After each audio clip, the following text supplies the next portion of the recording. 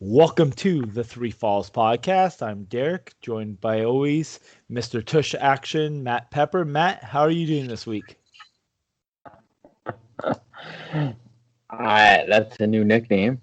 Um, I think I'll keep it. Do you think if we get enough followers on Twitter and we open a pro wrestling tee store, we could make that into a t-shirt? Smells good. I mean, sounds good to me. Smells good. Oh, well, that's debatable. Anyway, we have a big show planned tonight. We were going to review AWA on Donahue, which was an interesting choice on your part. It's one of my favorites. But first, let's talk about the news and going ons in this week of professional wrestling. Matt, what's up? Well, before we get to news, I want to do one birthday for October 2nd, and just maybe we spent a few minutes talking about him. Would have been the birthday of Yokozuna. Oh, So there was a one of my couple favorites. tributes out today. So WWE put out a couple clips today of Yoko's birthday, including the infamous Royal Rumble win when he threw Randy Savage out of the ring from a pinning position. So which was always a good moment for me as a kid. But anyway, no, I thought we could just spend a few minutes talking about Yokozuna. Yokozuna was a big part of the WWF, the early part of my fandom, and for his size, the way he could move, the matches he could have, he was unreal in that era. You know, any remember Yokozuna or any thoughts on the Samoan sumo? Yeah, I have a lot because I like he was a huge part of my early fandom, so as yours. I mean, we all know, as previously talked about, how big of a fan I was of Lex Luger, and I really feel like he was Lex Luger's mortal enemy in WWF. So you could bet your bottom dollar that I did not care too much for Yokozuna in those early days, 93, 92. But as it progressed, like 95 and everything, I grew to appreciate him because of size that he was and what he could do, how mobile he was. Like, even if you didn't like him, you still kind of had a feeling like, wow, this guy's kind of impressive of the stuff that he's doing. And one of my funny moments with Yokozuna, one of the things I remember that I find really funny is when he left Camp Cornette and all of a sudden he can speak perfect English. It's like, that's pro wrestling. I remember that promo. It was like a 6-man tag or something coming up with two other guys and starts talking. I was like, what is this? Yeah, Yoko was awesome. I mean, in the early 90s, he WWF champion. One of the most memorable moments for him too was the whole body slam challenge SS Intrepid. It was built for Lex, but it was cool because you watched it, you've seen all these huge guys are trying to lift him, and obviously Yoko's not going up if he's not letting you. So, because I remember thinking, there's nobody. I don't know how old I was, but I just remember I'm like, nobody's gonna slam, nobody. And then you seen the helicopter come in, and Lex comes out, and it's a cool shot. Like that image is so cool, and it's a mark out moment when he does finally get knocked off his feet and slammed. It was so cool. I'll tell you a moment that shook me as a fan with Yoko was the hacksaw Jim Duggan angle when it looked like he killed him in the ring. Because I remember running to the kitchen with my family, and I'm like, man, I think Hacksaw is dead. Because they they carted him out. They put the flag over top of him, and then Vince is selling it on commentary. He's like, how did he say that? He's seeing the light, or going to the next life, or I forget how he said it, but it was pretty well done for the time, and then kind of a funny one was, I don't remember who it was. It was Vader. Was it Vader that like broke his leg or injured his leg or something like that? Yes. And they had to get a forklift to take Yoko. Yes. Very Gilbert Grape it. That's what it made me it Oh, reminded me of. what's eating Gilbert Gray? Yes. Yeah, so unfortunately he did pass away. I think he was up around 700 pounds when he passed away. Yeah. The unfortunate part is, I think probably one of the last matches I remember him was the Legends of Wrestling pay-per-view. That was a tough watch. It was nice that he got inducted in the Hall of Fame. He definitely belongs We there. were there. Yes, yes, we were. And the Usos had a really awesome opening speech for him, talking about they were like, why is he Japanese? So, I mean, you imagine. I'm glad that we grew up in the time we did to get to see talent like that, because he's memorable. You won't ever forget him. Yep, for sure. All right, we can move on. So, one of the big news stories this week was, and I hate talking about him, but Joey Ryan filed a multi-million-dollar lawsuit this week against 3 women who came forward with accusations. I don't want to spend a lot of time on it, but I did find the lawsuit interesting in the sense that he's suing 3 women out of 15 for false accusations and claimed that he's losing $20,000 a month in salary. Um, That's a bit of a joke. so, I mean, obviously he was employed by Impact. He ran his own promotion, and I don't know what else he was involved in. There's a big listing of things. I'm not gonna name the people that he's gone after, but they're all the 3 that he's gone after are pretty prominent in wrestling. So it seems like he is going after people that are steadily employed in the business. I don't really want to get into that part of it, but it's No, I was just wondering for myself. yeah, no, it's an interesting lawsuit when he had a video and some statements saying that he's made some mistakes with people and stuff like that, but now he's filing a lawsuit against a few people. So it's gonna be interesting to see how that shapes out. The speaking out movement, I mean, it seems to have slowed down a little bit, but something like that could really ignite it again. And I don't know. It's these are interesting times in the wrestling world when we're getting into If these conversations allegations like came that. out, like if these allegations came out to me and I was like in Joey Ryan's boots, this is where you look at it and you're like, okay, this is where you tie up your count your losses and that, and just tie things up and just set your sail into the sunlight. You just sail off. Like, why stretch this out? Why make this like a sideshow or go out kicking or anything like that?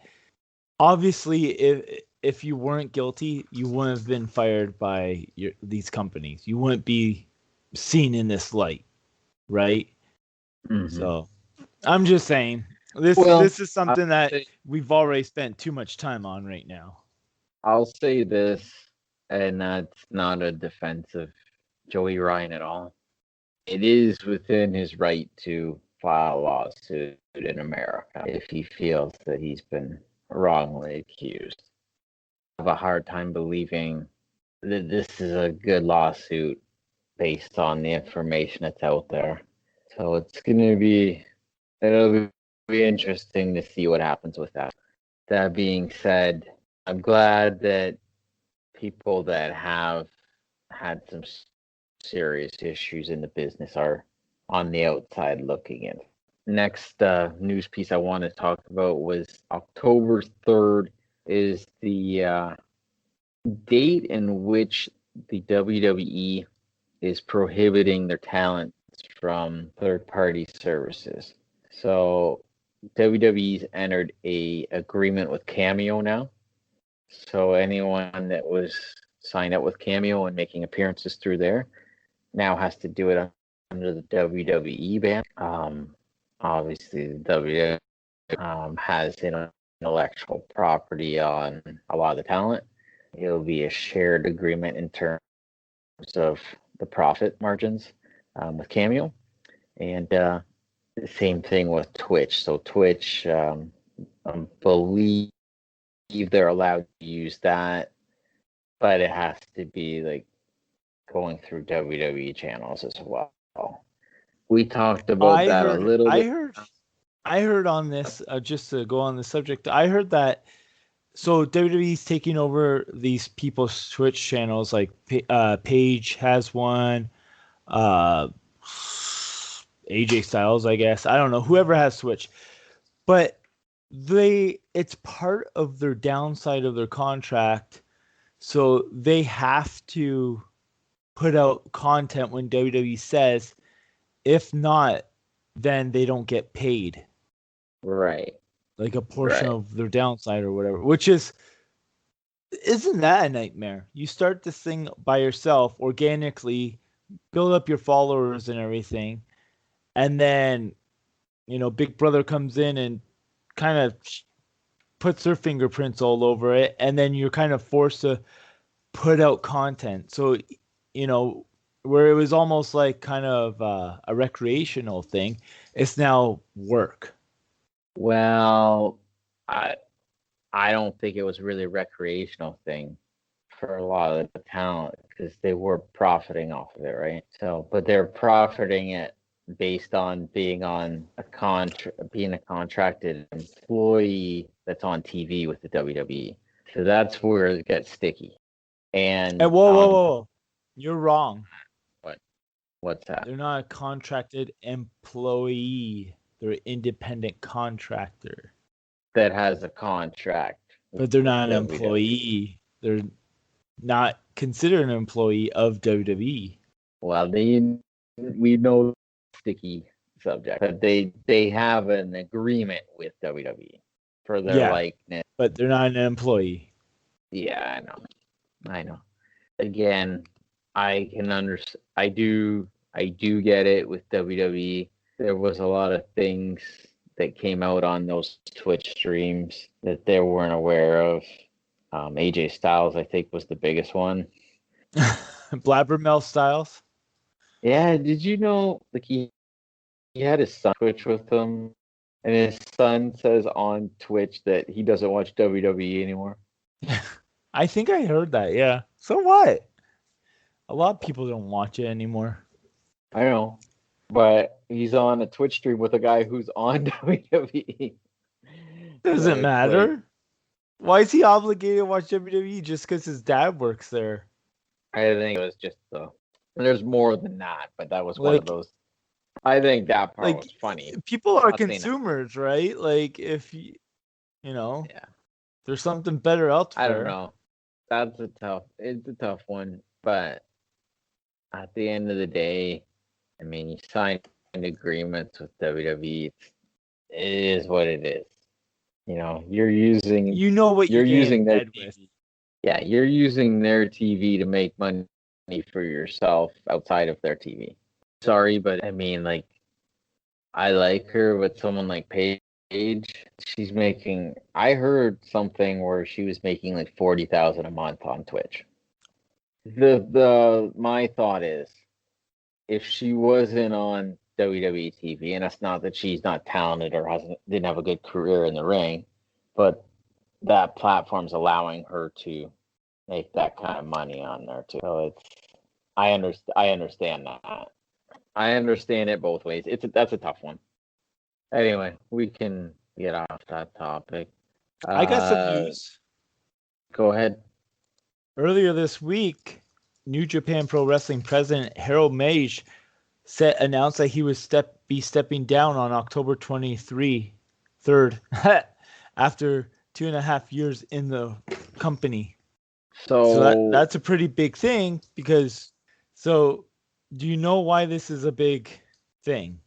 I think he was a big part of the expansion of New Japan because they were yeah and no. So he did do a lot for New Japan, but he always had heat on him for the way that he let people sign with AEW, their talent, like their international talent, especially Kenny Omega. Yeah. So that's what kind of was like lingering, I guess. And his replacement, Takayama Obari, there's potential for a relationship, especially a working relationship with New Japan and AEW. Yeah, that one's been a sticky one for a while, right? Because AEW's had major heat with New Japan. Yeah. So, and it's because they took quotations Kenny Omega, Young Bucks, Adam Page, the list goes on and on of all the guys, like even Jon Moxley, right? Like I think he might still be their U.S. champion. I want to say, but so it'll be interesting, especially if they can work out this deal with them and have some sort of exchange going on. I mean, both companies could benefit from it. Yeah. Well, and I think New Japan, I believe, still has an agreement with Ring of Honor, right? I'm not even sure how that's going. Well, right now, it's not going right now. So that's kind of another caveat to that because I'm sure Ring of Honor would want to keep working with New Japan because but there's nothing that says they can't do both. Hard, it's interesting with the Japanese company. They hold grudges. So, you've seen it over the years. Like Inoki was involved with the WWF for quite a while, and then nothing, and then Baba's group with different companies, and you've seen it over the years. So I don't know. As somebody that works for a Japanese company, I have no comment. Fair enough. All right. Moving on. I just want to do a couple quick hits, and then I want to talk a couple shows. One of your favorites, Tegan Knox, is out of action again. She tore her ACL. She's had some major injuries. Just when wasn't she on SmackDown a couple of weeks ago in a Battle Royal and she looked great? It looked like she was just starting to find her footing, but pun intended. But she no ACL. I think she had an ACL. But I think her last injury was an ACL as well. Yeah. That's a major injury that she just came back from. 9 months. Yeah. So she's expected to be out 6 to 9 months. Really unfortunate. Hopefully, with hope she can get back. I mean, this is a lot of knee injuries in a short period of time.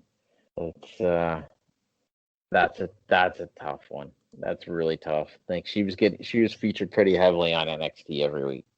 If you ever get a chance and you haven't, you gotta check out that documentary on the WWE Network on her and her comeback from her last ACL injury. Another thing, because I actually wanted to just mention this.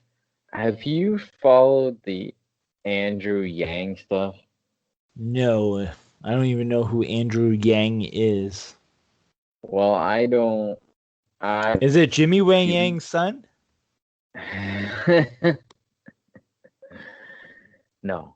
No. So he's a former Democrat presidential candidate. And he came out on Twitter when the whole Twitch thing started, saying that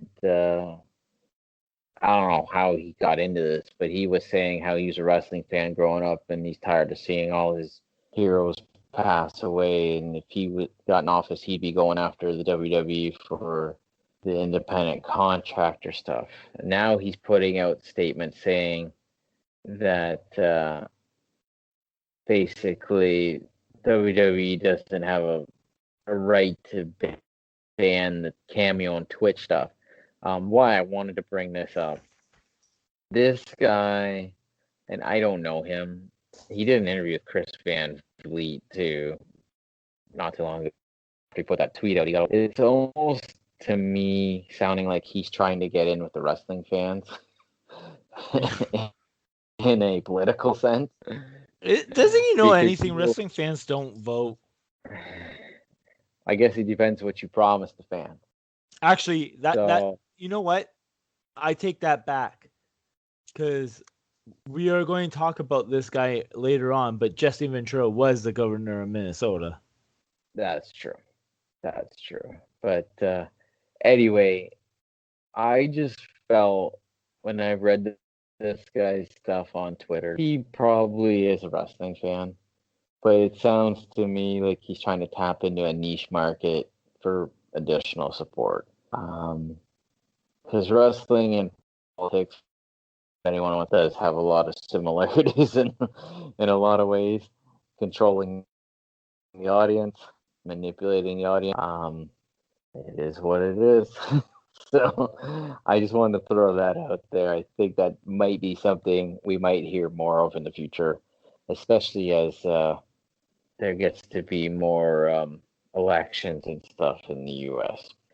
I don't really have any news bits. Did you have any other tidbits you want to talk about? Nope. Okay. I want to hit a couple shows. I really want to talk about Night of Champions last Sunday. Oh, I yes. I don't want to talk about the whole show, but it was actually a good show. This is the second WWE pay-per-view in a row that seemed to come out of nowhere that actually turned out pretty good. Payback and Night of Champions better than SummerSlam SummerSlam in my eyes. This show had a lot of good stuff. I liked the ladder match opener. I thought it was pretty creative. That was fantastic. Sami Zayn is really, really coming into his own since he's been back, or even before he left. I mean, I felt like he was finally finding his footing as a heel. But this was tremendous. He literally handcuffed Jeff Hardy through his earlobe and did a cool spot tricking AJ Styles on the ground, handcuffing him to himself, and then handcuffing to a ladder. It was probably one of the most unique ladder matches WWE's done because it wasn't an all-out car crash. Yeah. You got anything to add on that match? No, you basically said it all. I want to talk about the main event, but is there anything on that show that stuck out to you before we get to that? No, it's funny because those are the two matches that stand out the most to me. Okay. The opener ladder match and the main event. I mean, not to say that the middle was bad by any means, but when you look back and you think about the show, those are the two that you're going to think about. Yeah. Well, let's talk about the main event.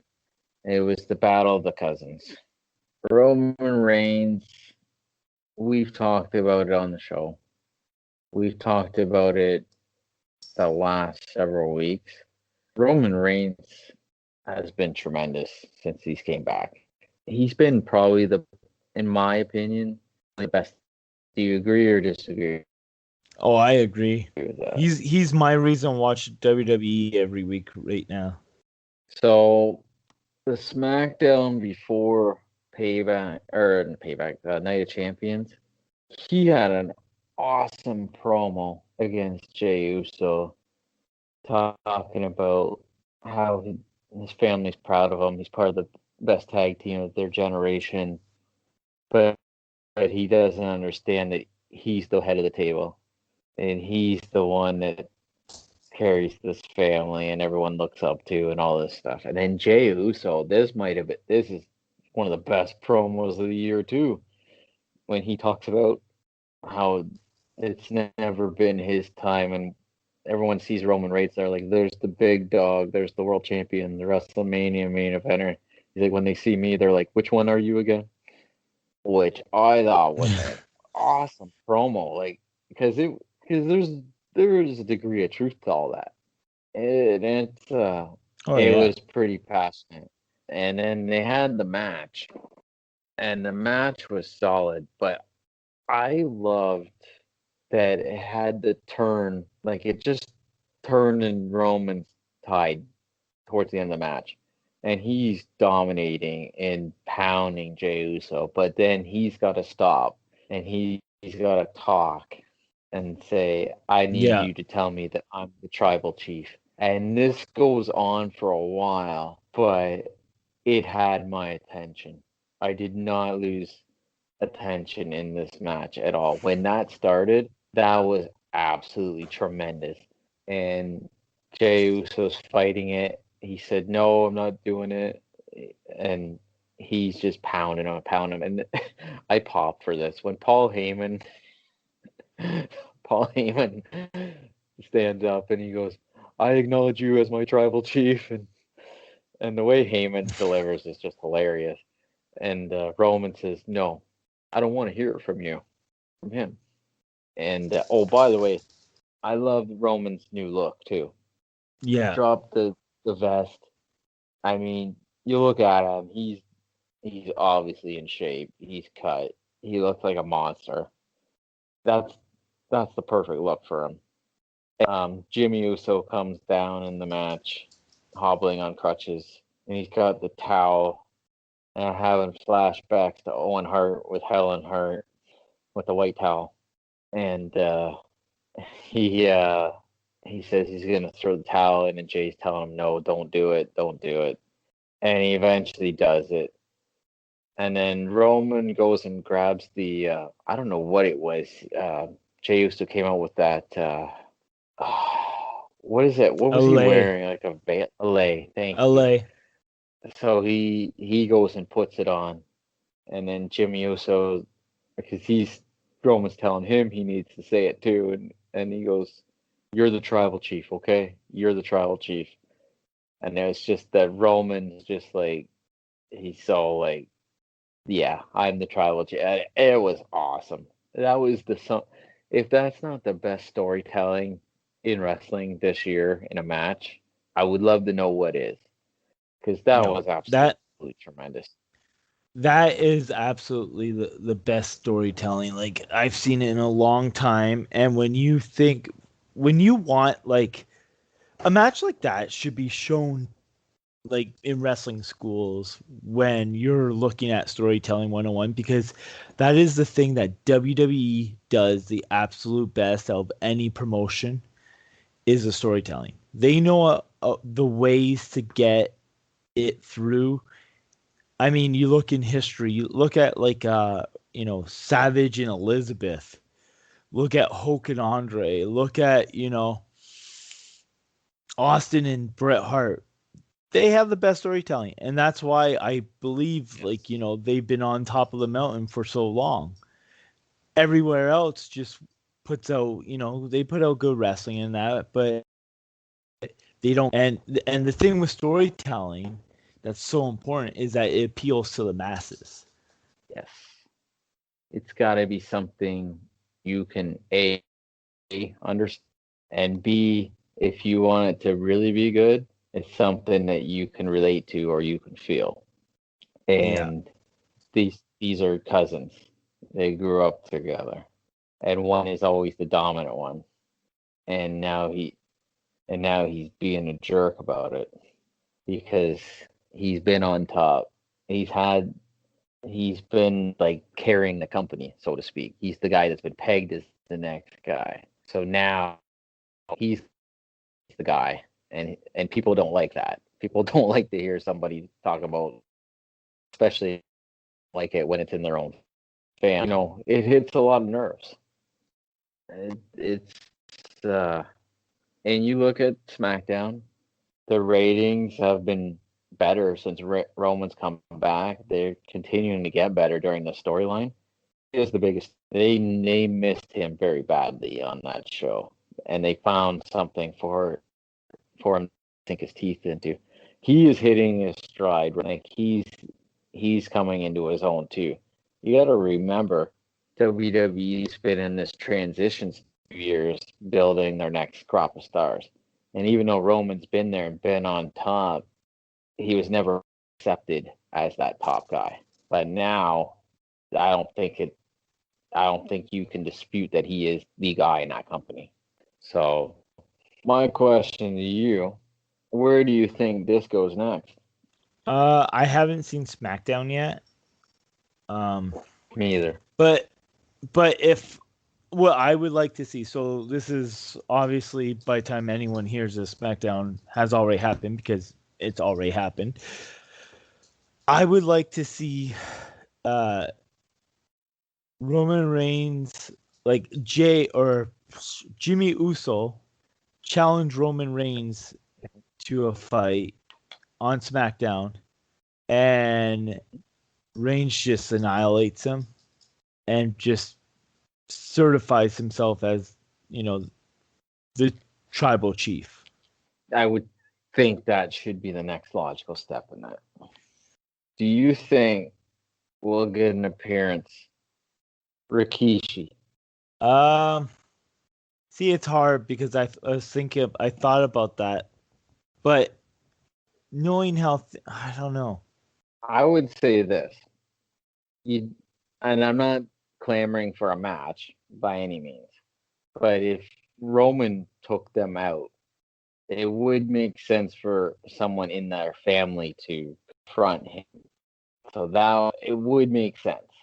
And you know what? Just I wouldn't mind seeing like Rikishi come out and try and be like, "What are you doing with Paul Heyman?" Try and be like, "That guy's a slime ball. What are you doing with him? What are you doing with him?" And Roman Reigns like Superman punches him, Rikishi, and stands there tall with Paul Heyman. well, there's a little bit of story there too. Paul Heyman managed him. Yeah, Samoan SWAT team. That's right. So I mean, I don't know what else you would do with it. They're not going to bring out the Wild Samoans or anything. So who knows? I think that I don't know. I know people are clamoring that this ends up with The Rock coming back, but I don't know if that's gonna happen or not. But that would be huge at some point. Well, that would be your WrestleMania main event. That would be.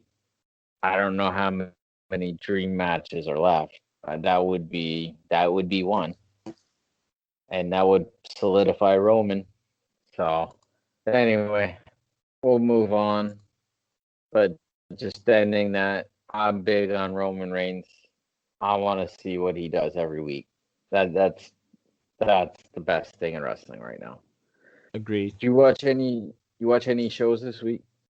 I watched Raw, unfortunately. I made it through Dynamite, and that's about it. Okay, I'm gonna talk about the latest Ring of Honor. We'll do that real quick. It's mostly me reiterating what I said previous weeks. This show is awesome, absolutely awesome. I love this tournament so much.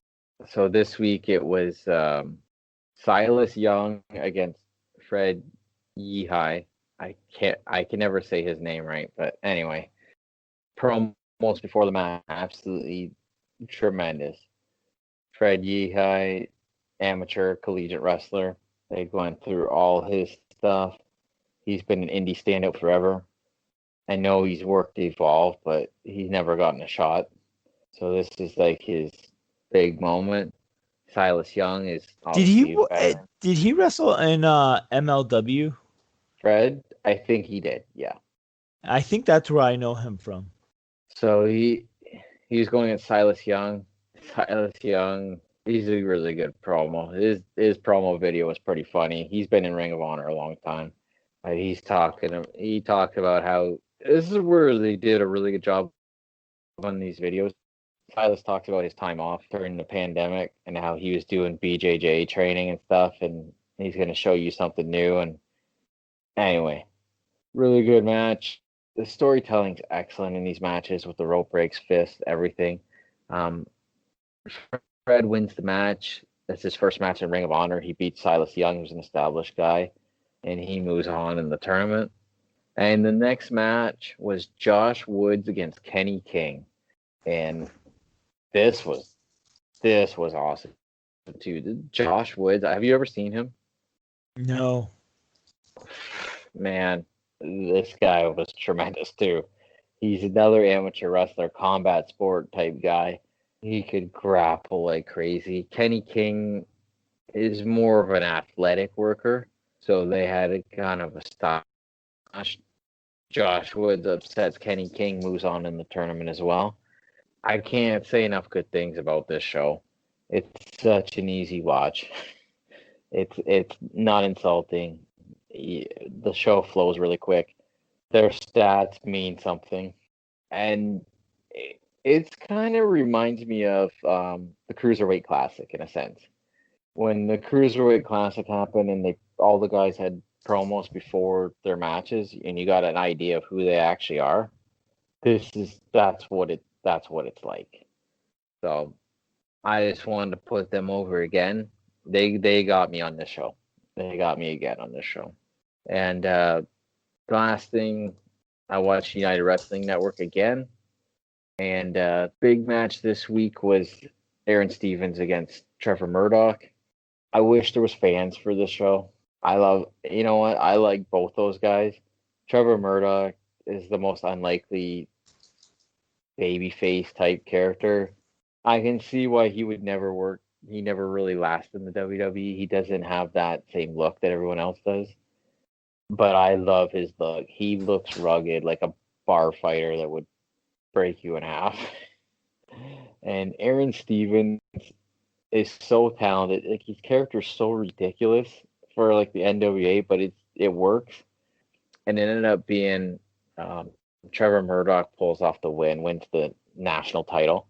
I just like it because it's like a comeback story for Trevor Murdoch because he fell off the map for a lot of years. And when Power started up and I seen him come out, I'm like, man, Trevor Murdoch? I haven't seen him in I don't even know when.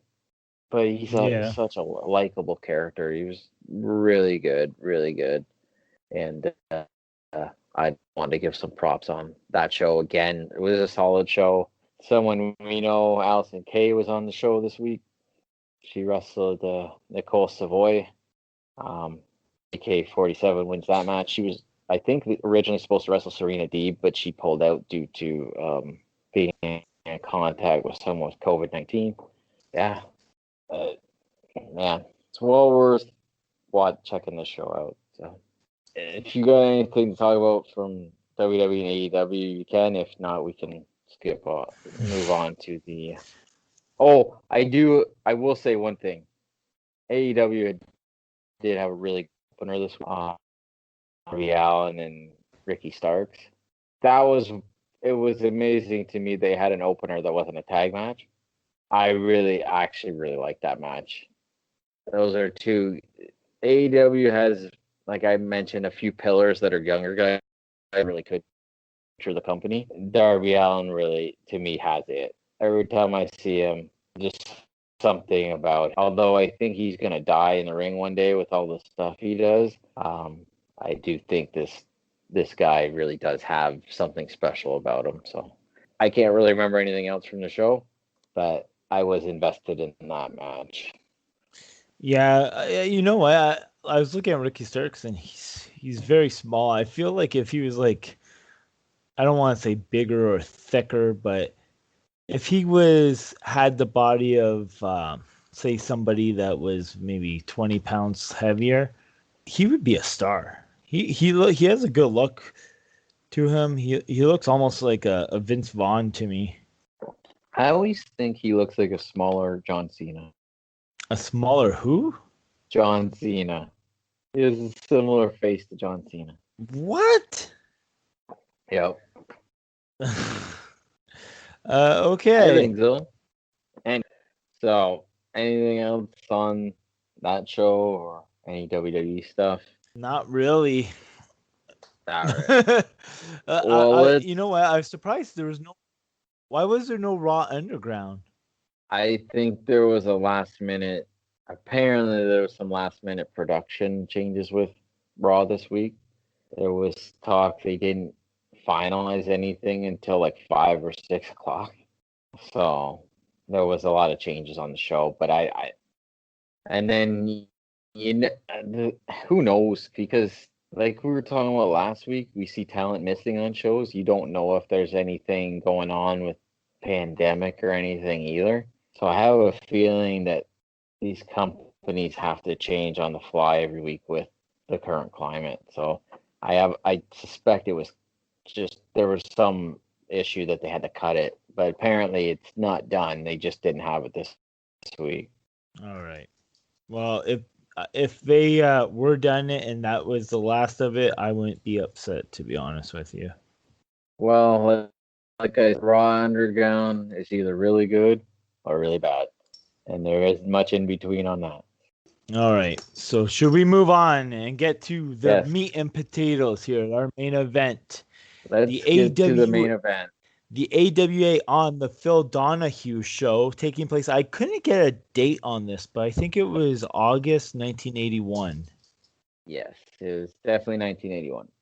Yeah, and I think it was August. So my first question is why this was your pick? Why did you pick it?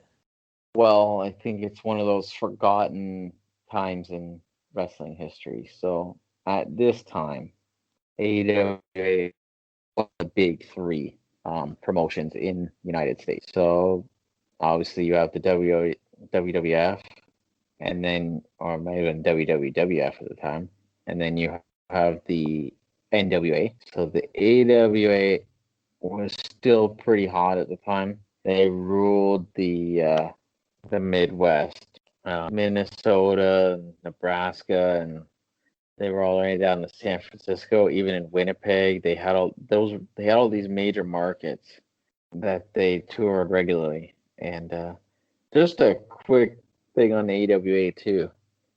They had the best schedule of the major promotions. They actually they actually took like part of the summer off every year. So I think they would run till like and then they'd stop and start back up in September. Winter was like their big month. So at this time, obviously not quite the big expansion for the WWF yet. So they still have a lot of their core talent on this show. And I believe they were looking to get some bigger exposure. So they got on the Phil Donahue show. Now at this time they didn't know it yet, but they were getting ready to launch the biggest star in the history of wrestling, which we'll get to on this show. Anyway, I've seen it a few times. I always thought it was very interesting how the wrestlers reacted on this show, how the crowd reacted on this show, and how Phil Donahue was to wrestling because he did a few different shows on wrestling and he was a big fan. All right. Well, we'll get to more about the individuals in a minute, but let's take a look at the world during this time of the summer of 1981. The One That You Love by Air Supply was number one on the airwaves. Also, number number one in the music on the radio was a song that I really like, Betty Davis Eyes by King Carnes. Really? Great song. And number three, Jesse's Girl by Rick Springfield. I just heard that today. That's tremendous. There you go. In the box office, if you want to go to the cinema, Superman 2 was dominating during the summer of 1981. There is also The Great Muppet Caper. Have you ever seen that one? Yes, I have. You have seen it. See, I don't think I've seen that one. And also in theaters was Arthur. Have you ever seen Arthur with Dudley Moore? Hmm. I don't. I don't know, man. Maybe. I can't. I There's can't a recall it. But there's a terrible remake that came out in like 2011 with Russell Brand. Not a fan of that one. So okay. uh, also going on, Pete Rose breaks Stan Musali's NL hit record with 3,631 career hits. Voyager 2's closest approach to Saturn happens. Mm, Mark David Chapman is sentenced to 20 years to life for John Lennon's murder. And something that kind that's of goes hand in yeah. hand with this, Jerry Lewis appears on Donahue to defend telethons. Oh my god. Oh jeez. So let's talk. Well, Let's hold on. look I in got the. one. I got a. I got a trivia question for you for that year. All right. Do you do you know who won the Stanley Cup that year? Oh, this is a good one. Edmonton Oilers. No, I have no idea. it would be the New York Islanders. That was their dynasty years. They won four in a row. I believe 78, 79, 88, or 79, 88. I don't know. Anyway, they won four in a row, and then Edmonton took over and never looked back. Wow. So, yes, I don't know any other teams that won that year and any other sport. Couldn't tell. I just wanted to see if you knew that. So let's go talk about Donahue for a quick sec. Donahue was the first talk show format that included audience participation. The show ran for 29 years in America. 29 years. It began in Ohio and ended in New York City in 1996. In 2002, Donahue was ranked 29th on TV Guide's magazine's list of the 50 greatest television shows of all time. And the last show took place on September 13th, 1996, after 29 years and nearly 7,000 shows. So Hmm. Donahue, it was pretty big back in the day. I remember it being on the air, but I was very young. Did you see any other Donahue shows besides this one?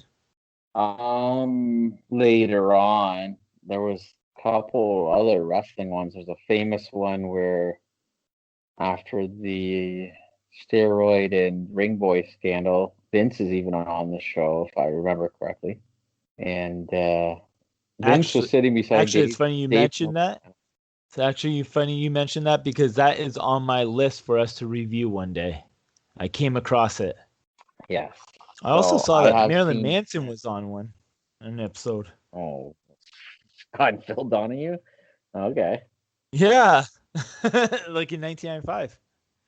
So just to one thing I'll just say on that episode, on the one with Vince, it has, if I remember correctly, superstar Billy Graham, Bruno Sino, and even at that time, this is in the 90s.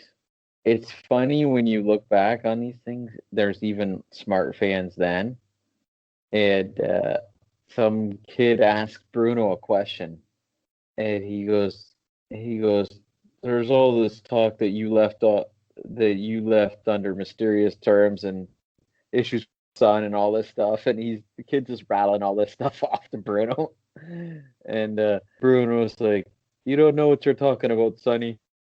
I always thought it was I popped because the way the kid was talking is like reading like the Wrestling Observer, and Meltzer's sitting there on the panel too, which is kind of funny. That is funny.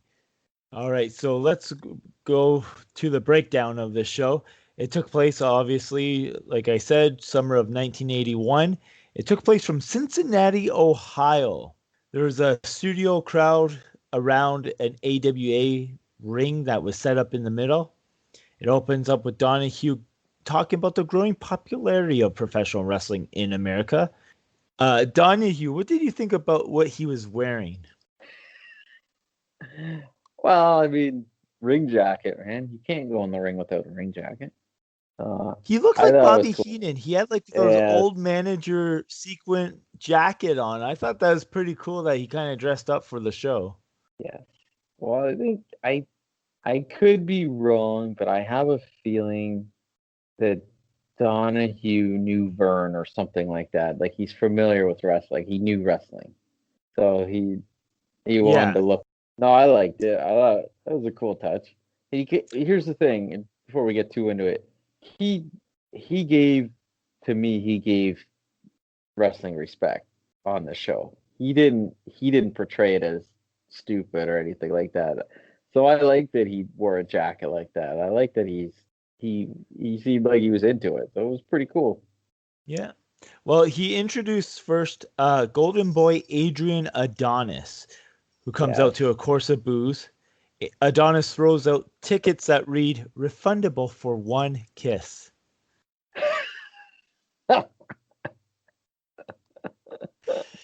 Donahue then introduces Greg Gagne. The match starts. Actually have a match. Like there's actually matches on this show. So the match starts. You get your typical headlock shoot to the ropes, crisscross. Gagne hitting a monkey flip, couple drop kicks. Gagne missed the last drop kick, but covered it up like he by selling. Like he hit his head off the canvas.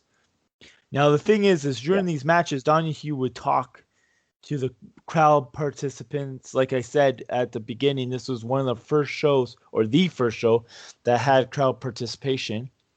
So he would interview various people. So his first person he interviews was Vern Gagne, who retired in May of this year. He was, Yeah.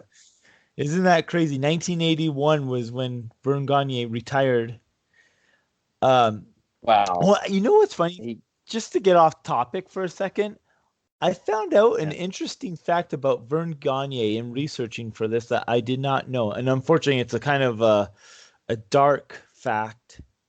But did you ever hear about like when he was, I think he was like 92 or might have been This in in the his 80s. retirement home. He was in a, yeah, he was in a retirement home and he body slammed another person in the retirement home and that person ended up dying. Yeah. So I think he had dementia, but I could be wrong. Yeah, And both men had dementia.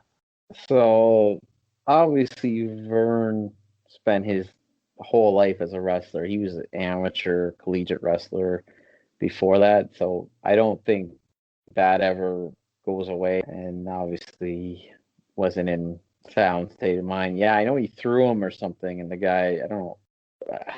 When you're old and you fall, He and it could be really fatal. So he broke his hip and died like I think it was like yeah, 2 weeks or 20 days later. yeah, And yeah. the guy that died was like a cancer research scientist or something like that. It's crazy the stuff that you come across. Anyway, back to the show. Vern talks about Greg Gagne and how he made a mistake earlier in the match going for the drop kick then missing. So he kind of helped cover it up. Donahue then talks to this woman who is maybe in her early 40s. She is identified as a regular wrestling spectator who goes once a month to the amphitheater. Now, she is prominent throughout this show. I don't think she was a plant, but she really kind of knew her stuff. And by that, I don't mean like she was reading the dirt sheets because Mm. there wasn't none probably back then. But she knew all the wrestlers. She knew the storyline. She knew the basics. She was a good fan, but she was also kind of off because she claims her favorite part is blood, and she claims that Greg Gagne is a future champion. What is it about this that makes you so attracted to it? Why is it exciting? I like the bodily contact. I like the excitement. I like the violence that they get into, the blood. Yeah, the blood's real neat, isn't it? Oh, that's great. That's the best part of wrestling. Donahue then interviews another woman about the same age as the last. She describes Gagne as having a weird offense known as tush action. Well, with Gagne, it's okay. He's pretty good at it. He puts on a fairly good show. He lets loose, and besides, there's lots of tush action, so. He's got what? Tush action. Oh, tush action. As in the dairy. The hind end, right. Is that a... Matt, can you give us more insight to this tush action? Well, this is the only time I've ever heard this in all the years I've watched wrestling. I don't know. I think the only person that did anything tush action related in wrestling was probably Billy Gunn, but I don't know. It's not a common style in wrestling. Well, I I bet she would have been a big fan of Rikishi. I mean, maybe she was waiting for Gagne to give Adonis the stink face. Or, you know what? Vince McMahon was well versed in tush action too.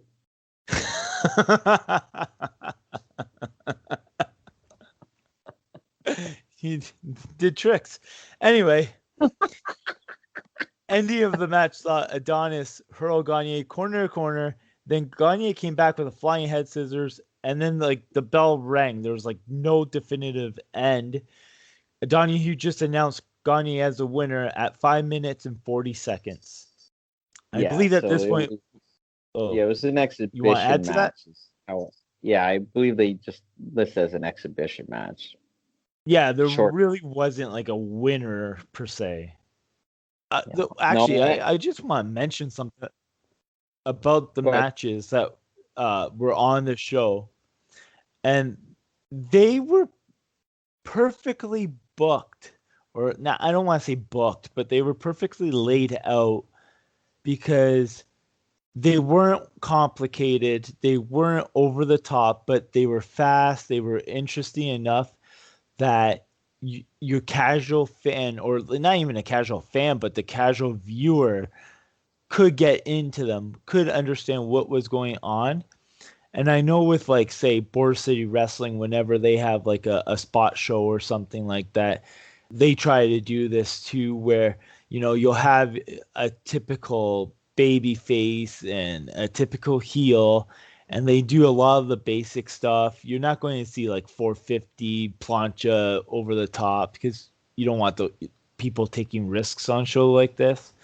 Right. However, you really got the casual person could watch it and understand what's going on. And I think that's the way that you need to book shows like this, book matches like that, or lay them out, because you're not trying to really get the hardcore wrestling fan. You're trying to get somebody that might be oh, you know what, I'll give this a watch to see how it goes, and try and convert them into becoming a hardcore wrestling fan. Right. I mean, you got to remember Donahue was seen in, I don't know, probably every household in the United States at the time. So it's exposing your product, or giving your product exposure, and it's not insulting. It's this is wrestling. It's easy to follow. And just to note, Derek, I just watching this back right now, I think the jacket Donahue is wearing is jacket, because it says Gagne on the back. Ah, look at that. There we go. Nice. Good eye, Matt. Good journalistic eye. So after the match, I believe we go commercial. We come back. We then go to a Q&A with Vern Gagne. First question is about women wrestlers and getting hurt. Gagne basically just says they have a tolerance for it. There is a lot focusing on women's wrestling throughout this show, which we will get more into, but I just want to point that out. It was a lot of people were very interested in it. Next question is by a woman who has never watched wrestling, and she asks how matches are decided. Donahue says the last match wasn't decided, which kind of got into how it's exhibition. Vern then just describes how a match can be decided, wins, or pinfalls, submissions, countouts. Donahue then asks the woman how she feels about pro wrestling, and she describes it as fakey.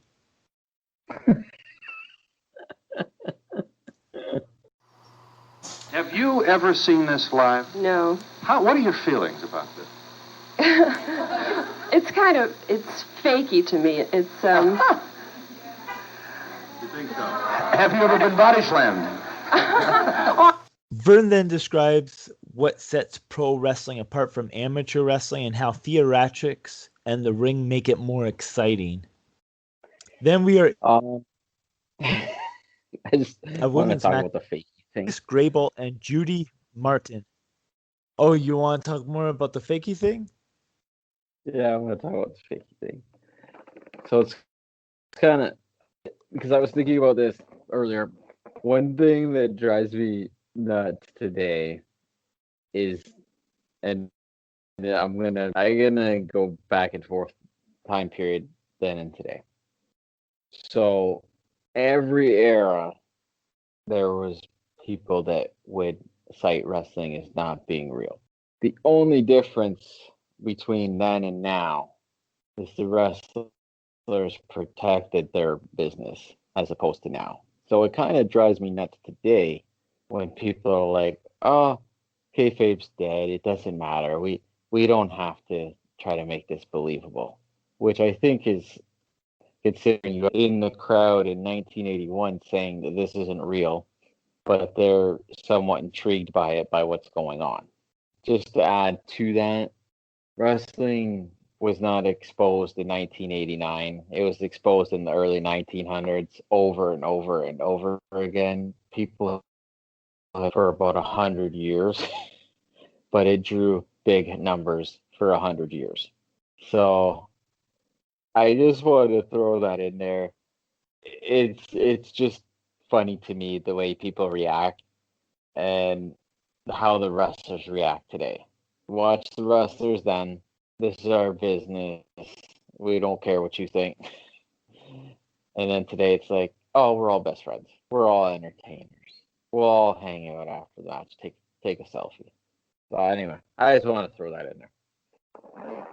That sounds a little bitter. But we then go to a match between Joyce Grable and Judy Martin. Joyce Grable, I think, is one half of the women's tag team champions at this point. Yep. So I don't know anything about Joyce Grable. Judy Martin, I was somewhat familiar with, but do you know anything about any of these women? Wasn't Joyce Grable, wasn't her mother a wrestler too? From like the golden era? I'm gonna look her up real quick. You're asking me, and I'm asking you who she is. So I'm fairly certain Joyce Grable was somebody we came up on the show for a birthday not too long ago. I probably replied with who? Joyce Grable was the tag team partner of Wendy Richter. Okay.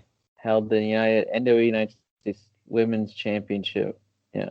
And NWA's Women's Tag Team Champion 4 times, twice with Richter, twice with other tag team partner, Vicki Williams. Okay, so she took the name Grable because her trainer and idol was Judy Grable, and Judy Grable was from like the golden era, like Moolah and all them people. So. Oh, I thought anyway. she was the girl in Wizard of Oz that played Dorothy. She was actually a guest in a TNA show in 2011 too. Was she in the cage? One of the women dancing in the cage? I don't think so. Anyway. All right. Well, the match starts with headlocks, hammerlocks, snapmere, head scissors by Joyce, followed by a monkey flip. Judy then gets the upper hand with the armbar. At this time, Vern invites the fakey woman to get into the ring. I guarantee you fakey woman did not get into the ring. Donahue and the audience then try to guess the women's ages. Some say 40, some say 29, 30. The correct answer was 29 and 26, I believe. but these women, they did look like they were probably about 40, but I think that's just me because anyone, like even the men, like Adrian Adonis and all that, they looked like they were far older than like me, and I'm Um, at this point in my life, I'm older than what Adrian Adonis was at that point. Judy Martin was in the Glamour Girls team in the WWF. Yeah, I was familiar with her. Yeah. Okay. Donahue then asks Vern the wage of the pro wrestlers. Vern says some make up to $500,000 a year, but these women make about 50 grand a year. Did you want to talk about their pay at all? Well, I found it interesting that in 1981, women's wrestling, like the pay and their schedule and how they're basically used on the card are a discussion in a crowd where people don't know anything about wrestling.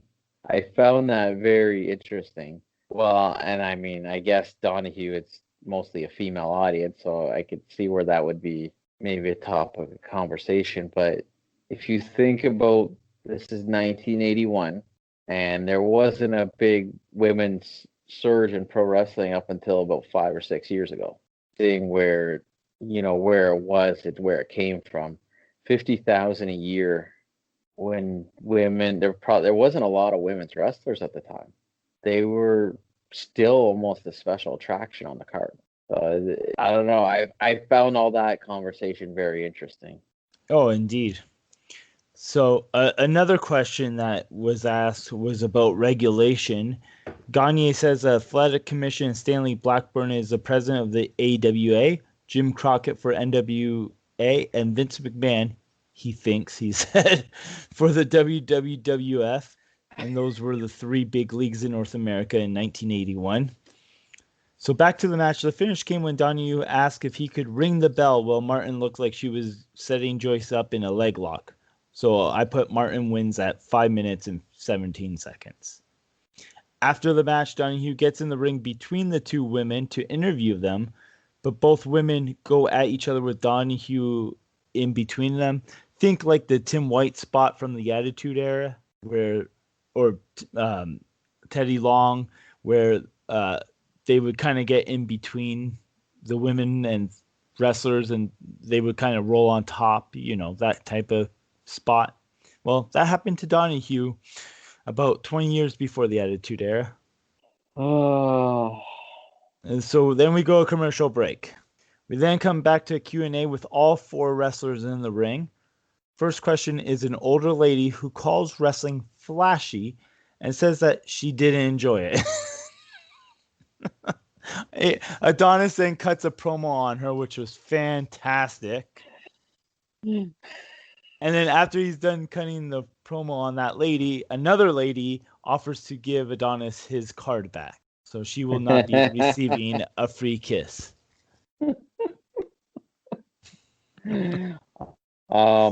How great was Adrian Adonis?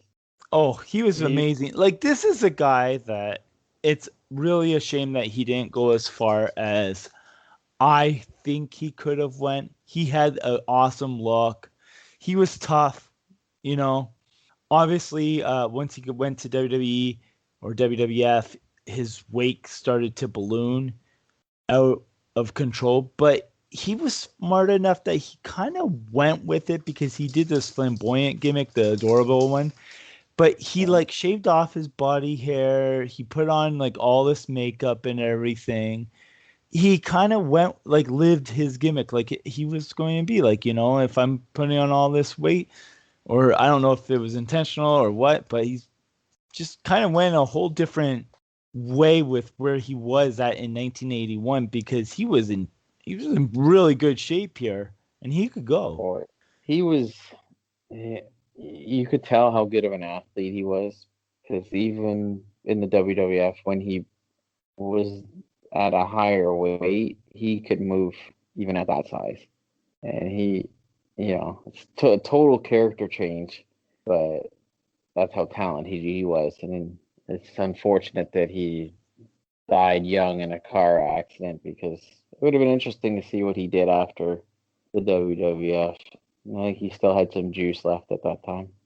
Here's a fun fact that I learned. When he gave up, when he was switching his gimmicks, and he used to always wear a leather jacket to the ring. And when he gave up that leather jacket, do you know what he did with it? No. It was on an episode of Piper's Pit. He gave it to Rowdy Piper, and that's when Piper started wearing a leather jacket. Really? Yeah, he started. That's when that change came, where he always wore the leather jacket because he wore that for years. So, getting back on with the show. The next question is from the first lady, the wrestling fan lady, and she asked Greg Gagne if he has plans to one day go for the title his father carried for so long. And Greg responds with, he would like to someday, but he is devoting all his time to tag team wrestling as he is one half of the tag team champions. He and Jim Brunzell, who we will see in a bit, just won the AWA tag team champions from Adonis and Jesse Ventura about a month before this show in June of 1981. I have to say, that lady is the biggest fan. I love it. She was tremendous. I love it. She knew she knew the show. She knew the show really well. And at that time, obviously Greg is Vern's son, so that would have been a common sentiment with people. Is he gonna go after the world title at some point? Because Vern was a megastar in Minnesota. Well, just to let you know, if you didn't, Greg Gagne never won the AWA world title. No, he had to settle for going for a TV title later on, I believe. So, next question was Donahue asking about the women's social life, the women wrestlers. And Grable said there's no different. Her social life is no different from an author's or tennis player. She is. This is also, he asked about the question, her income, and she kind of dodged it at this point. Another audience member asked Grable about her training, and she says she's been training for how long she's been training for, and Grable says that she's only been training for 3 months, but she has always been very athletic. A male audience member then asked Greg Gagne to demonstrate a sleeper hold on Donahue, and all I could think about was I felt like a Richard Belzer moment coming on, so thank God that did not happen. Oh, one day we're going to talk about that too. We then have a caller who makes it clear that wrestling is fake, and Donahue kind of defends wrestling. Yes, I am. Yeah, you had a point to make. What was it? I feel that the people that watch this should realize that in boxing they use their hands and they wear gloves, and yet they break their noses and they bleed and they cut their eyes. And these people do not wear gloves. They kick with their feet.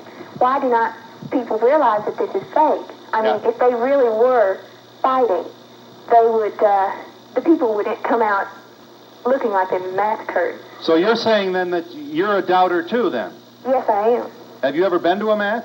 Not in person, but I have a cable affiliate in Tennessee, and this is all that is on television at night on the cable. Yeah. You're calling from Tennessee? Yes, I am. Whereabouts? In Clinton. We got... Hello, Clinton. You're saying that it's on cable, but you're not watching, or you are watching? I'm watching you right now, but... Well, I know that, but I'm... Do you watch wrestling on cable? Watches it. I have to watch it. You know, it's... my husband loves it. I'll tell you, what's happened to broadcasting over the past several years with new technologies, more channel availability, we really almost have like a rebirth of the late 40s and 50s. Do you remember how popular wrestling was then?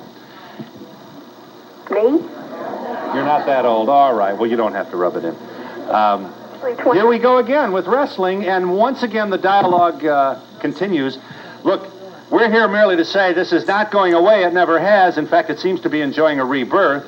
How you feel about it obviously depends on where you're standing when you watch it and what kind of match you see. But if you remember nothing else, please know that there is big money in this game. And that brings us to commercial break. When we come back, we have a tag team match featuring Jesse Ventura and Adrian Adonis, the East-West connection, versus Greg Gagne and Jim Brunzell. So this is kind of almost a rematch because, like I said earlier, Greg Gagne and Jim Brunzell beat the East-West Connection for the AWA Tag Team titles a month before. During the match, a caller asks why there are so many champions, and Vern explains that there's 3 major leagues, and each league has their own champion. Now, this is the interesting part of the match, probably the highlight, is we are treated to this 6'7", 300-pound golden man from Venice, California coming out.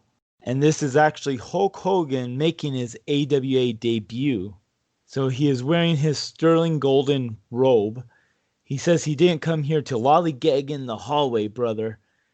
And then Hogan and Ventura kind of got into it right from the get-go, even though they're both heels, jaw-jacking back and forth. What did you think of Hogan's appearance here and the fact that this was his first night in the territory? So I believe he just filmed the Rocky movie, or that was just getting ready to come out, because he got let go by Vince Sr. for doing that movie. And Hogan really hadn't found a place in wrestling at this point, so they brought him in as a heel. You know, it is funny when you see Hogan as a heel, just the way he's talking and stuff. It's an interesting time. I think they were looking at him as a long-term project, because Hogan obviously at that time wasn't looked at as some big star. He had a little bit of traction getting beat up by Andre, but I liked it. It's like Hollywood Hogan in 1981.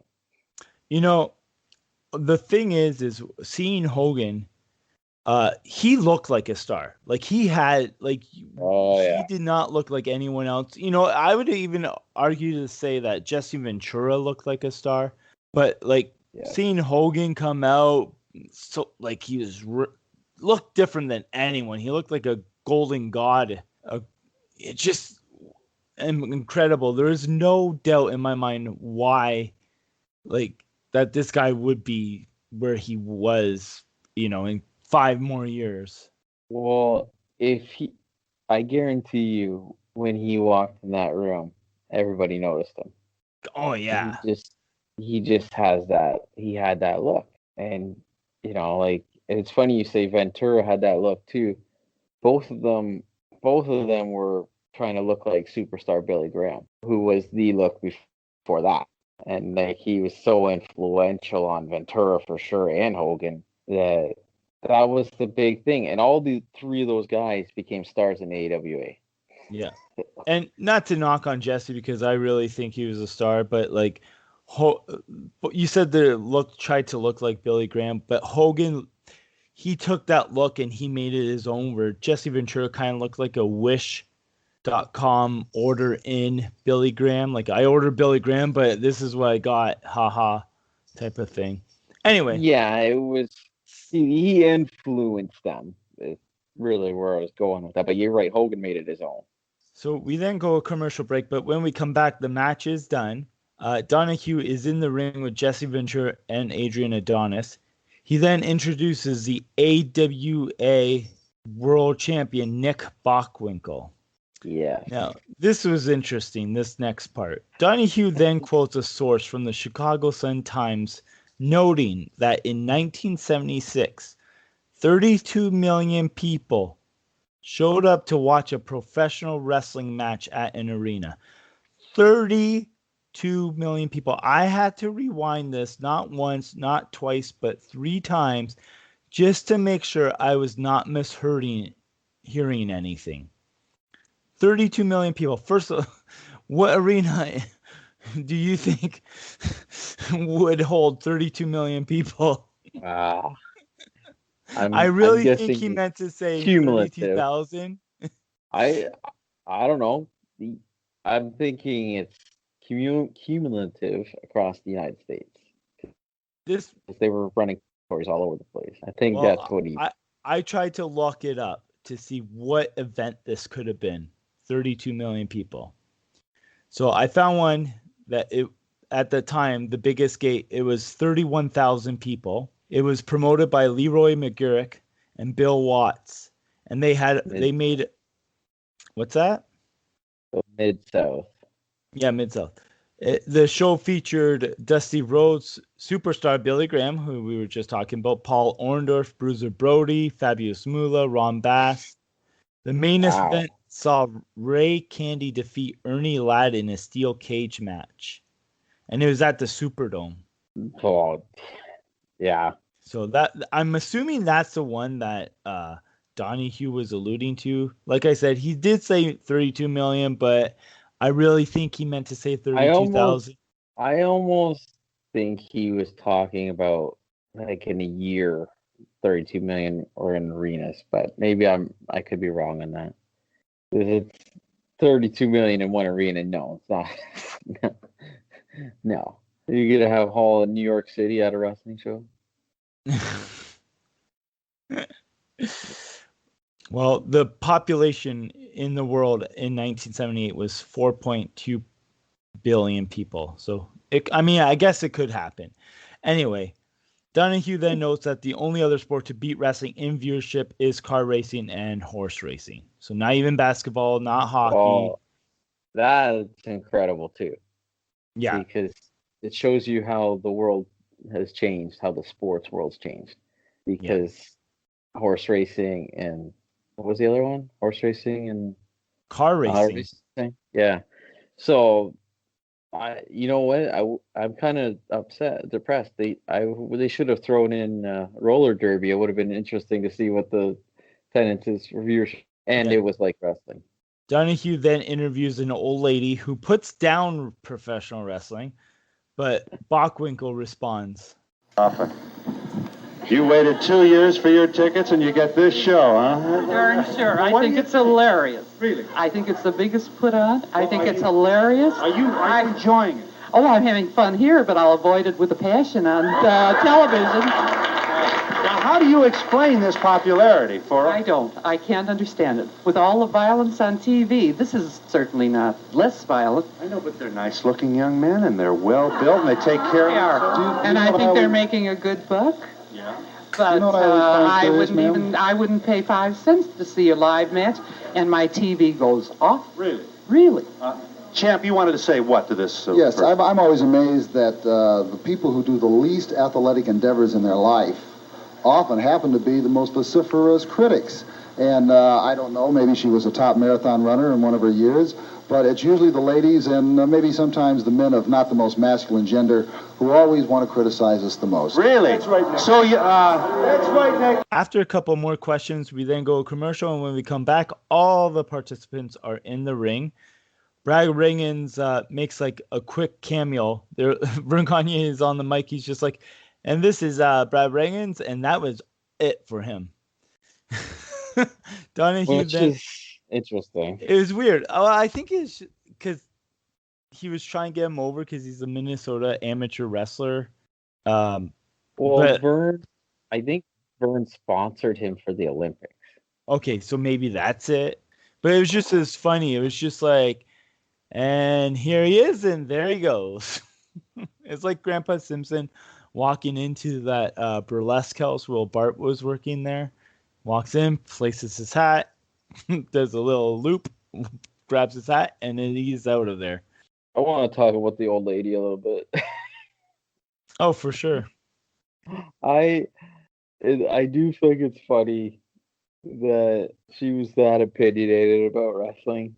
I don't think she knew that she was gonna get any flack back from Bockwinkel. I thought that is probably my favorite part of this whole show. Yeah.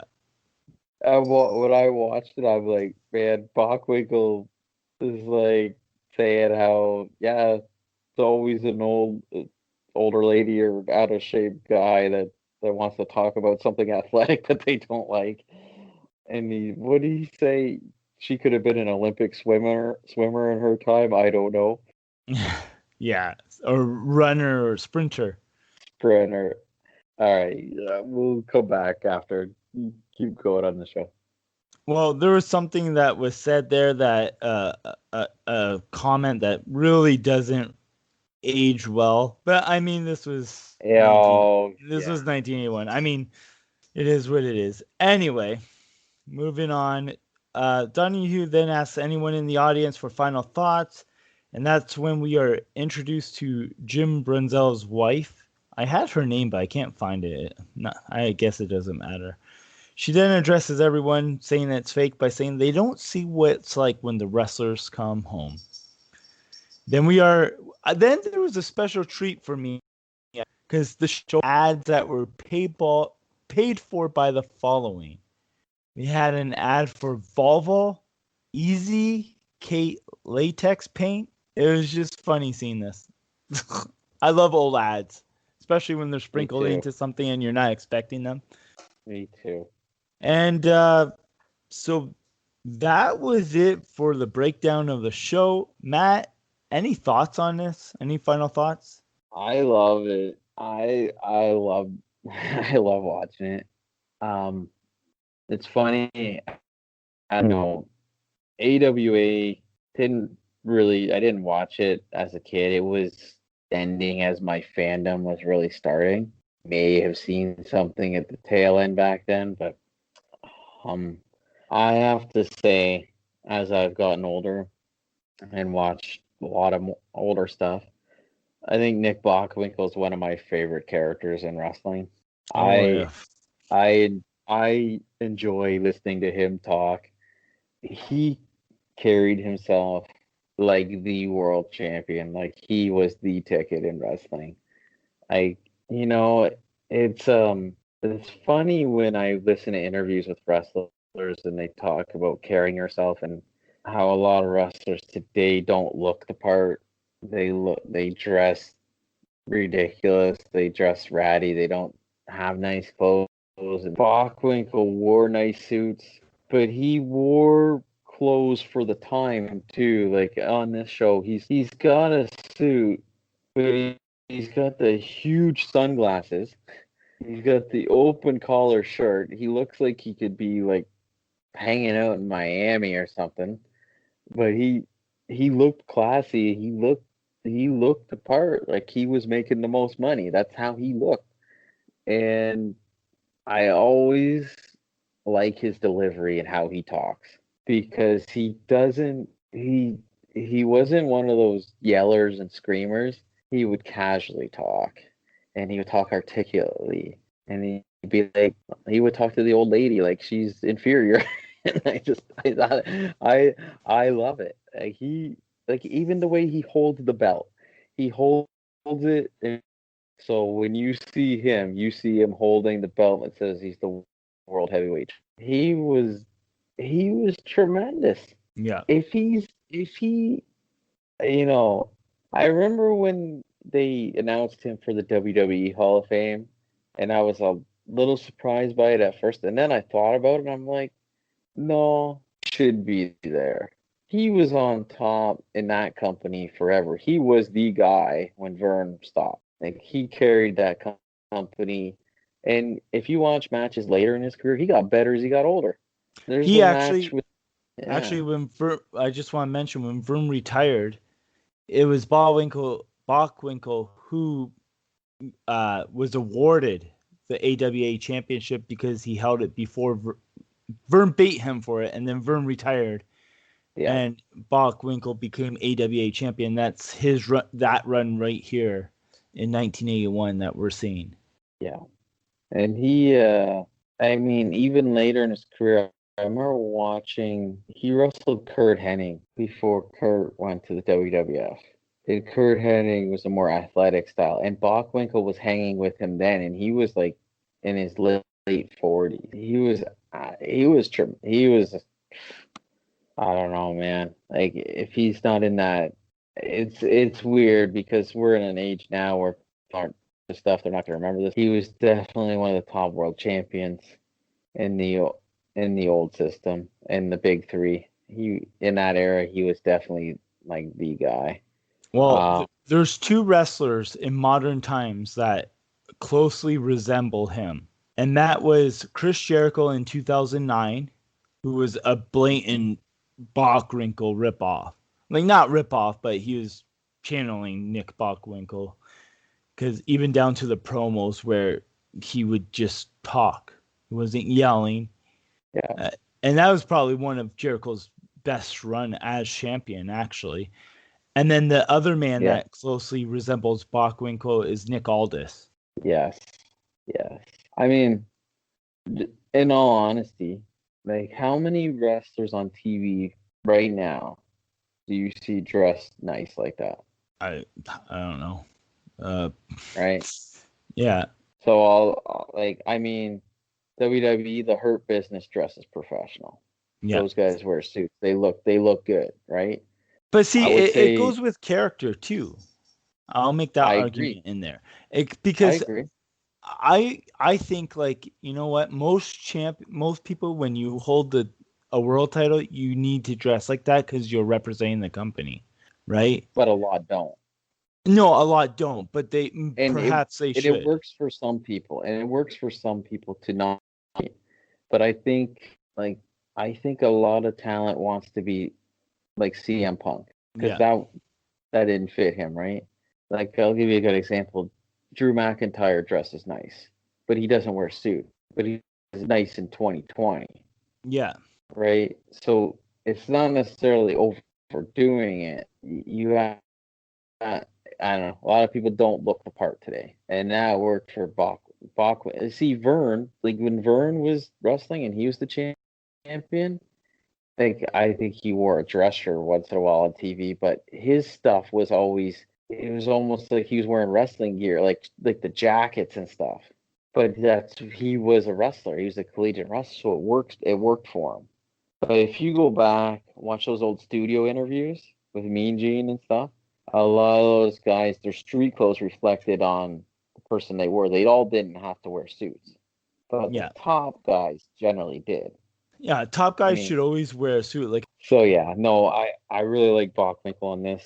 You know, Ventura was great too. The way he jaw jacks. You know, he wasn't a great wrestler per se, but he was a great character. Yeah. And that was what was good with him and Adonis. Adonis was the worker, he was the talker. So that's how that tag team worked. You know, I enjoy stuff like this because it's a look at history, look at wrestling history, because you've seen people on that show that were big players in wrestling or were to be big players in wrestling, and you saw them before things changed. So this is in 81, so we really didn't take off till 84, I want to say. So this is right before Hulkamania. Yeah, it's funny because actually Hulk Hogan was going to beat Nick Bockwinkel for the AWA championship, but Vern wanted his some of his percentage of his Japanese deal, and Hogan said no, brother, and that's when he ended up going to New York to WWE, and the rest is history. Yeah, you know, well, that was also before contracts. Yeah, exactly. But like, I understand where Vern was coming from because he was kind of being like, I'm your manager per se. You know, you're going to be my champion. I want your percentage of your Japan deals, which is big money. That's the old wrestling business, right? So, yeah, it is. So Vern hadn't really adapted to the change that was coming. So Vince signed guys to contracts, and that's how he was able to get people to go. So anyway, I thoroughly enjoyed this. I would watch this anytime because it just has a cool feel to it. It really does. We talk a lot of retro stuff on here. If you were a fan in 81, you would have seen, because those arena shows were packed. You'd get pumped for the big event each month in your town if you were in that territory. It was just tremendous. I don't know. I don't know what to say about it. I had a lot of fun watching this show back. Well, don't worry, because I do plan on revisiting AWA in the future. However, it is my pick for next week. So in next week, AEW is celebrating Chris Jericho's 30th anniversary or 30th year in the business. I'm sure we're going to talk about that show, but I'm not going to pick one. I am going to pick 2 matches this week for next week. And they are matches I have not seen since they've happened, but I do remember them vividly, and I even remembered the date vividly, and they happened on December 9th, 2001, WWF Vengeance, where Chris Jericho took on not only The Rock, but Stone Cold Steve Austin to become the undisputed champion. We will talk all about that next week. Both matches we will review, as well as what was going on in the WWF in December of 2001. Oh, I got a story about watching that show, so that's good. I look forward. I have not watched that since it happened either. So yeah, I like it. I like it. This is perfect. Perfect. All right. Anything else you want to say before we close up shop tonight? No. Enjoying the format. So again, if anyone wants to check anything out, check all the socials. Oh my God, I totally forgot. I got feedback. You did. Yeah, but all right, I got feedback, but it's not. It's for the AWA show on Donahue. I kind of blew the spot, so sorry. Bear with me, okay? Now, where I got this feedback was I got it in the YouTube comment section. So I'm going to read you some comments from this show. So Satchel McQueen wrote, "It's neat. The people weren't sure at the first of the show, but by the end, when Hogan and Ventura had a little stare down, they all got into it. I had loved to see more." Which, you know what, though? It was good because, like, we were talking. Those were the 2 biggest stars, so. Well, and the unfortunate part with that is that was supposed to happen a few years later and didn't happen in the WWE. Yeah. Blood clots and end up retiring. He was scheduled to go against Hogan for the title. Now while I mentioned I am reading these how they were written. So anyway, on to the next one. Horbert C83 wrote, "Phil Donahue was the first daytime talk show to showcase wrestling, rather the good or the bad of sports entertainment." Next, we had Dusty Vision TV. This is our final comment. So Dusty Vision TV wrote, "Apparently my aunt gave Adonis a while he was in town for the match. True story." And with that being said, be sure to follow us on Twitter, which Matt does an excellent job keeping up with it. You can listen to us on all podcast streaming platforms. You subscribe to us on them so you never miss the show. Send us some feedback any way you can. Twitter, Facebook, Instagram, snail mail, ICQ, carrier pigeon, whatever you want. I am Derek. Matt, any last words? Well, sounds like it was a real hard day at the office for Adrian. We will see you guys next week. See ya.